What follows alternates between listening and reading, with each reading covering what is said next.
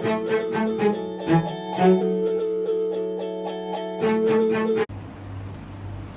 मैं हूं Ajit Kumar Jha, editor in chief power Pixar channel. और आज हम फोकस कर रहे हैं बिहार पे। आप पूछेंगे कि बिहार का चुनाव तो 2025 अक्टूबर नवंबर में है, तो एक साल पहले क्यों हम बिहार पे फोकस कर रहे हैं और हरियाणा और JNK में क्यों नहीं? कारण है प्रशांत किशोर। आपने प्रशांत किशोर का नाम सुना है। प्रशांत किशोर ने अनाउंस किया है कि 2 अक्टूबर यानी कि अगले महीने, अभी से लेके 1 महीना 3 दिन बाद, वो जन स्वराज पार्टी स्टार्ट कर रहे हैं। वैसे 2022 से प्रशांत किशोर जो है बिहार में एक्टिव हैं और मैं कहूंगा कि हजारों किलोमीटर वो ऑलरेडी पदयात्रा कर चुके हैं। राहुल गांधी का जो पदयात्रा हुआ था वो प्रशांत किशोर का ही इनिशियल आइडिया था और प्रशांत किशोर खुद जो है बिहार के करीब सारे डिस्ट्रिक्ट्स घूम चुके हैं, सारे लोकसभा क्षेत्र, सारे पूरी कह रहे हैं कि 243 असेंबली सीट्स में कैंडिडेट खड़ा करेंगे। उनका क्लेम है कि वो सारे असेंबली क्षेत्र, सारे लोकसभा क्षेत्र, सब जगह वो पदयात्रा करके लोगों से बात करेंगे और काफी कर चुके हैं।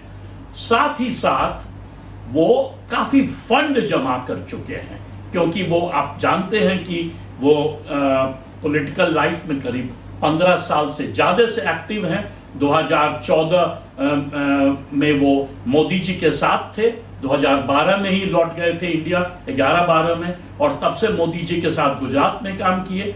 उसके बाद 2014 का जो लोकसभा चुनाव जिसमें मोदी जी पहली बार प्रधानमंत्री बने, कुछ लोगों का कहना है कि वो प्रशांत किशोर ही पूरा चुनाव को हैंडल किए थे। साथ ही साथ उसके बाद जो है प्रशांत किशोर काफी पॉलिटिकल पार्टीज, काफी पॉलिटिकल लीडर्स के साथ मिलके काफी सक्सेस उनको मिला है। राहुल गांधी के साथ भी उन्होंने काम किया, हालांकि बाद में डिफरेंसेस आ गया।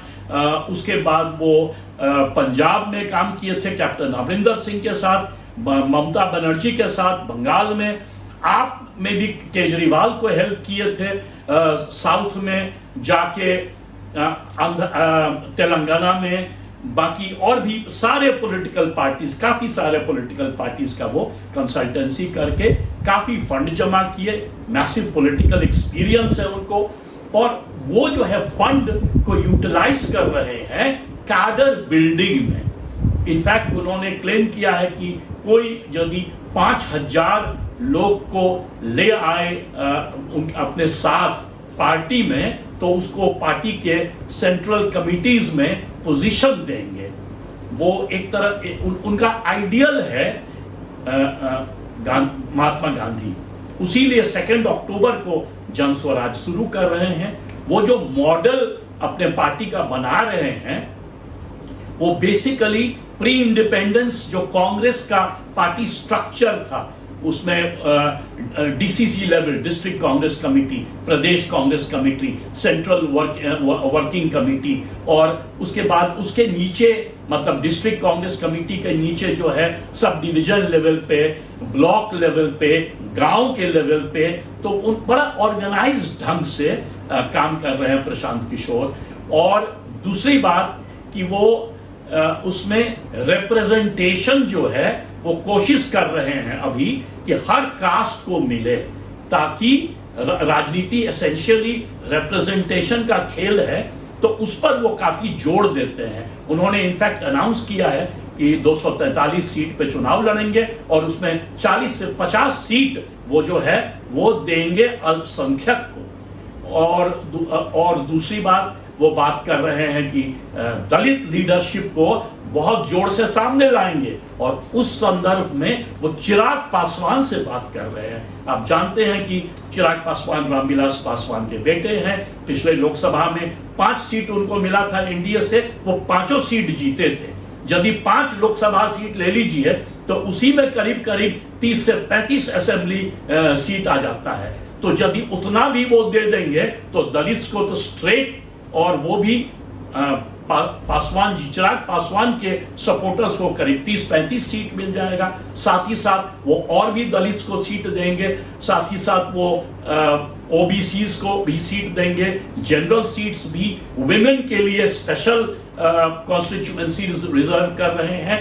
तो ऑन द होल काफी सिस्टमैटिकली काम कर रहे हैं। एक और बात वो कहते हैं कि रोटेशन के बेसिस पर लीडर बनेगा, मतलब हर एक साल में प्रेसिडेंट बदलेगा। जैसे कि पहले कांग्रेस का प्रेसिडेंट बदलता था प्री इंडिपेंडेंस पीरियड में और बाद में, ये नहीं कि जो बन गया वो हमेशा रह गया।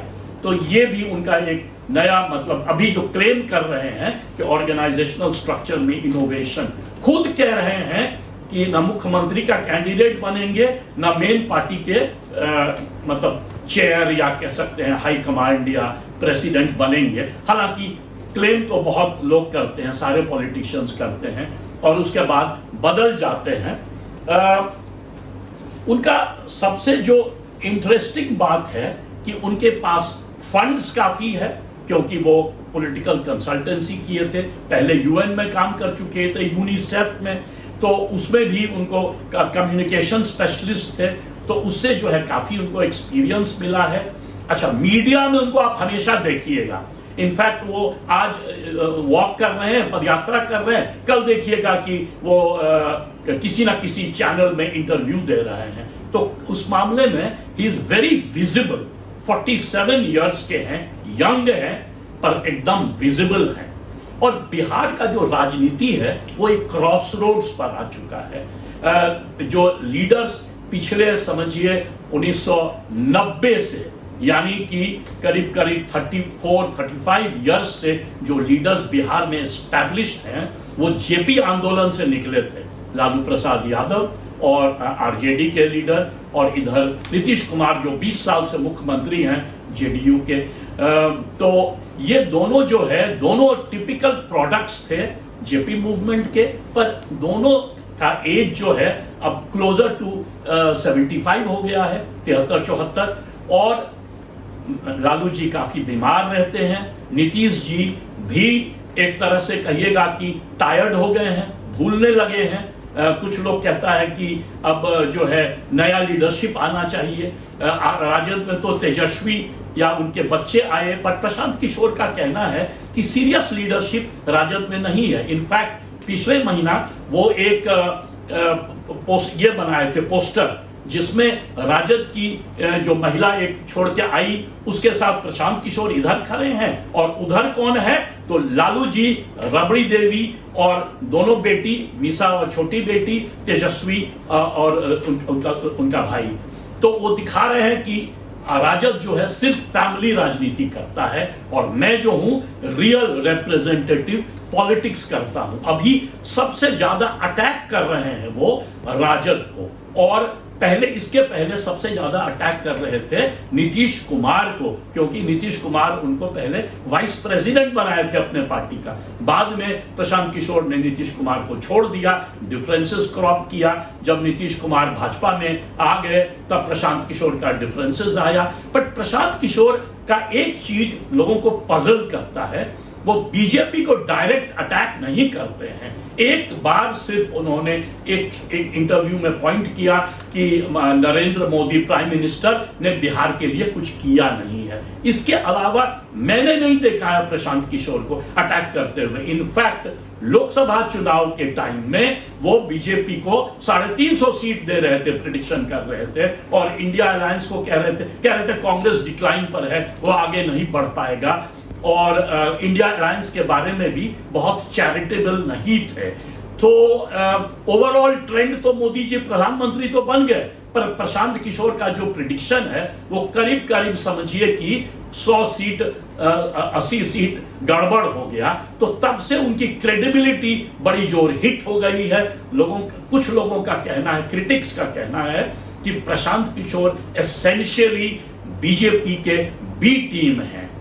अब इसमें एक विडंबना है, क्या है कि बीजेपी का भी जो वोट बेस है असली, वो अपर कास्ट है, साथ ही साथ उसका ओबीसी में भी पेनिट्रेशन है, दलित में भी, अभी तो चिराग पासवान भी उसके साथ हैं, मांझी जी भी एनडीए में हैं। तो ओवरऑल बीजेपी का काफी बड़ा बेस है, बट बीजेपी का जो बेस है वही बेस प्रशांत किशोर भी एम कर रहे हैं, क्योंकि प्रशांत किशोर खुद ब्राह्मण है, उनका नाम है प्रशांत किशोर पांडे, वो है भोजपुरी स्पीकिंग ब्राह्मण। तो उनका जो बेस है, जो वो ज्यादातर जो उनके इर्द गिर्द लोग हैं वो बेसिकली अपर कास्ट हैं, ब्राह्मण, भूमिहार, ठाकुर, कायस्थ। अभी भी उनके पास बहुत टॉल ओबीसी लीडर्स, या कह सकते हैं कि जब चिराग पासवान ज्वाइन कर लें तो अलग बात है, नहीं तो टॉल दलित लीडर्स नहीं है, और न उनके पास कोई टॉल अल्पसंख्यक लीडर है। तो अभी भी उनका बेस जो है वो बड़ा बीजेपी के बेस के तरह सिमिलर है। तो ये जो है आगे जाके उनको क्लैश कर सकते हैं वो भाजपा के साथ। पर उनका स्ट्रेंथ क्या है, विजिबल बहुत है, बहुत पावरफुल ब्रांड बनाए हैं।